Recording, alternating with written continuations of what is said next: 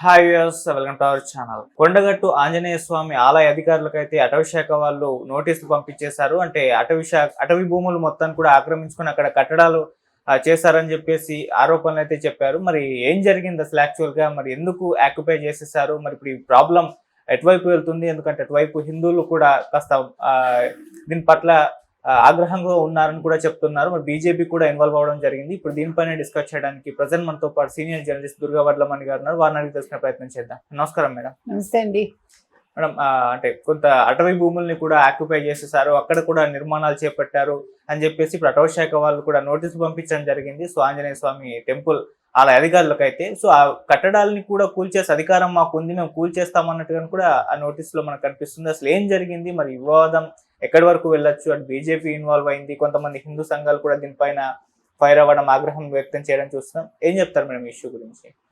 మరి కాంగ్రెస్ ఎందుకు మాట్లాడటం లేదు? అసలు ఈ వివాదం ఎప్పటి నుంచి ఉంది? ఇప్పుడు కొత్తగా వీళ్ళు సడన్ గా నిర్మాణాలు చేపట్టారా? గతంలో భక్తులు ఏం చేసేవాళ్ళు? ఇప్పుడు అన్నప్రసాదాలు ఎక్కడ పెట్టేవాళ్ళు? తర్వాత వీళ్ళు గిరి ప్రదక్షిణ ఎలా చేసేవాళ్ళు? వేద పాఠశాల ఎప్పటి నుంచి వచ్చింది? ఇవన్నీ కూడా క్లారిటీ కావాలి. ఇప్పుడు 6 ఎకరాలు మీరు ఆక్యుపై చేశారు, వేద పాఠశాల పెట్టారు, తర్వాత మీరు చెప్పినట్టుగా టాయిలెట్స్ కట్టించారు అక్కడ, లేదంటే గిరి ప్రదక్షిణ చేస్తున్నారు, ఇంకా వాళ్ళు చాలా చెప్పారనమాట. నేను అనేది ఏంటంటే, ఇంతకాలం ఆ గుడిలో ఇవన్నీ ఎలా జరిగాయి?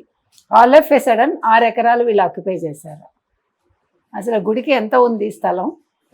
గుడికి సంబంధించింది, గుడి ఎవరు కట్టారు, ఎప్పుడు కట్టారు, అప్పటి నుంచి ఎట్లా జరుగుతోంది? ఇప్పుడు సడన్గా కాంగ్రెస్ ప్రభుత్వం వచ్చాక ఈ ఇష్యూ రేజ్ అయిందా, లేదు మామూలుగానే రేజ్ అయిందా? అటవీ శాఖ ఎందుకు ఇప్పుడు నోటీసులు ఇచ్చింది అనేది తెలియాలి. ఎందుకంటే అటవీ శాఖ ఇంకా చాలా ఆక్యుపైడ్ భూములు ఉండొచ్చుగా, ఒక కొండగట్టనే కాదు. ఇప్పుడు మీరు కనుక గమనించారంటే సిటీలో కావచ్చు, ఎక్కడైనా ఒక చర్చి కానీ ఒక మసీద్ కానీ వాళ్ళకి సంబంధించింది వాళ్ళు ఇంచి భూమి కూడా ఇవ్వరు. వాళ్ళు ఇంకా ముందుకే వచ్చి ఉంటాయి కొన్ని, మీరు గమనించుకోండి. ఇప్పుడు మీకు ఒక రహదారి ఉంటుంది, రహదారికి మిగతా బిల్డింగ్లన్నీ వెనక్కి ఉంటాయి, ఇది ఒక్కటే ముందుకుంటుంది. వాళ్ళ గ్రేవ్ యార్డ్స్ కావచ్చు, వాళ్ళ మస్జిద్ కావచ్చు, లేదు ఈవెన్ మీకు ఏమంటారు చర్చిలు కావచ్చు, వాళ్ళకి సంబంధించిన వాళ్ళు ఒక ఇది పెడుతూ ఉంటారు ఎక్కడో. అసలు అది అక్కడ ఎందుకు పెడతారో అర్థం కాదు. నేను అనేది ఏంటంటే, ఎవరివైనా సరే, నేనేమి తీయద్దని అన్ను, ఒకవేళ అక్రమంగా ఎవరు ఆక్రమించుకున్నా కూడా అన్యాయంగా దాని మీద చర్యలు తీసుకోవాలి. అదేమి సంబంధం లేదు. అంటే ఒక మతానికి మాత్రం రెస్ట్రిక్ట్ చేయకూడదు.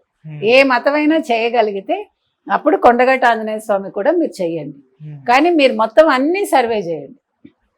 అన్ని చర్చిలు, అన్ని మస్జిదులు అన్నీ చేశాక ఇటీవల కాలంలో కట్టిన చర్చిల గురించి కూడా మీరు చర్యలు తీసుకోవాలి. ఇటీవల కాలంలో కొత్తగా వచ్చిన వాటి మీద కూడా మీరు చర్యలు తీసుకోండి. రోడ్ల మధ్యలో ఉండేవి ఎవరివైనా తీసేయండి, ఎవ్వరు వద్దని అనరు. కానీ మీరు ఈవెన్ మెట్రో వేయటానికి కూడా కొంతమందికి అబ్జెక్షన్ ఉంటుందని ఒక వర్గం వాళ్ళకి, ఒక మతం వాళ్ళకి, మీరు అటువంటి చోట్ల మెట్రో వేయని సందర్భాలు కూడా ఉన్నాయిగా. దీంట్లో బీఆర్ఎస్ ఏం తక్కువ కాదు.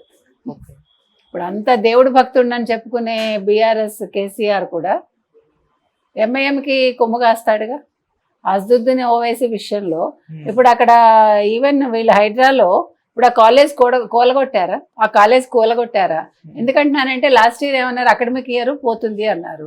ఈ ఇయర్ వాళ్ళు వీళ్ళు అడుగుతుంటే హైడ్రా కమిషనర్ ఏమన్నాడు, ఆయన ఏంటి మీకు అంత ఇంట్రెస్ట్ ఏంటి ముస్లిమ్స్ అనేసరికి?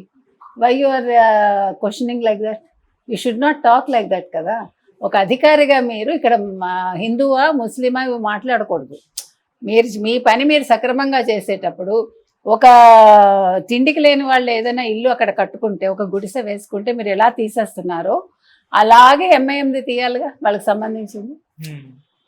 మెయిన్ అది. ఇక్కడ ఉన్నవాడిని మీరు పట్టించుకోకుండా, అంటే వాళ్ళ జోలికి వెళ్లకుండా లేని వాడి జోలికి వెళ్తున్నారు. అలాగే కొండగట్టు ఆంజనేయ స్వామి విషయంలో కూడా ఆ దేవాలయానికి సంబంధించి అసలు ఎంత స్థలం ఉంది, ఎవరిచ్చారు, ఎంత ఇచ్చారు, ఎప్పుడు కట్టారు, ఇవి ఎప్పుడు ఆక్యుపై చేశారు, ఇప్పుడే ఎందుకు దీని మీద దృష్టి పెడుతున్నారు, ఎందుకు బీజేపీనే మాట్లాడుతోంది, ఎందుకు రామచంద్రరావు మాట్లాడుతున్నారు అధ్యక్షుడు, మరి ఎందుకు మిగతా పార్టీలు మాట్లాడటం లేదు, ఇది ముందు తెలుసుకోవాలి.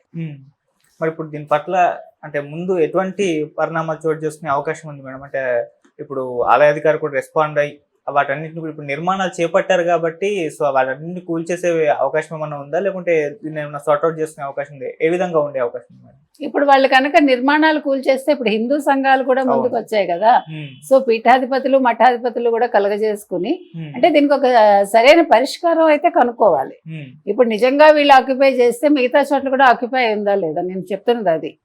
వీళ్ళు చేసింది ఒప్పని నేను అంటల్లా, కానీ మిగతా చోట్ల జరిగిన తప్పును కూడా మీరు ముందు సరిదిద్ది అప్పుడు ఇక్కడికి రావాలి.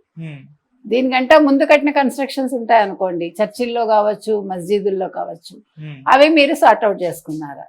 నా క్వశ్చన్ అది. అంతే, అది ఎక్కడైనా ఉండనివ్వండి. ఫస్ట్ అవి సార్ట్అవుట్ చేసుకున్నాక మీరు ఇక్కడ క్వశ్చన్ చేయండి. అక్కడ మేము కూలగొట్టాము, వాళ్ళని కట్టనివ్వలేదు, మీరు కూడా కట్టకండి అంటే సబబ్ అది.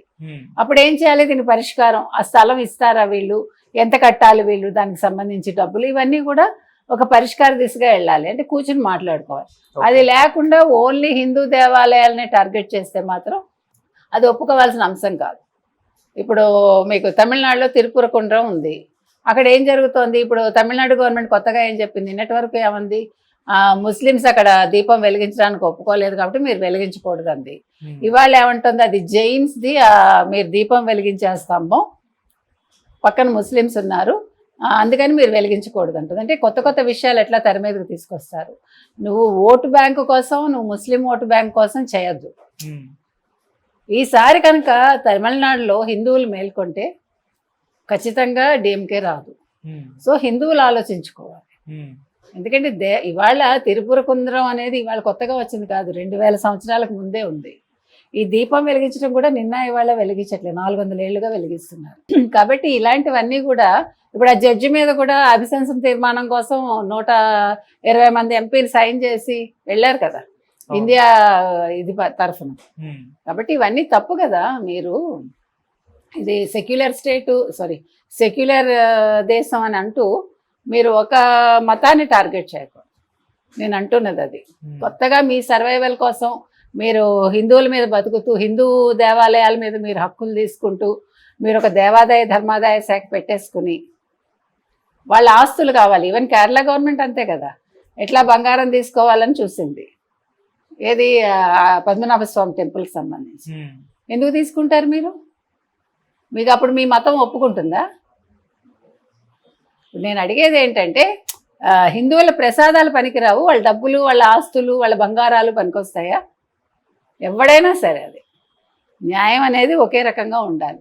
కాబట్టి ఇవాళ కొండగట్టు ఆంజనేయ స్వామి దేవాలయం విషయంలో కూడా దీన్ని వెంటనే ర్యాండమ్గా దీని మీద గొడవలు చేయటం కాకుండా మొత్తం కూలంకషంగా చూసుకుని దాంట్లోకి దిగి ఒకళ్ళు వెనకాల నిల్చోవాలి ఆ గొడవను పరిష్కరించడానికి. Right madam, thank you so much. Thank you.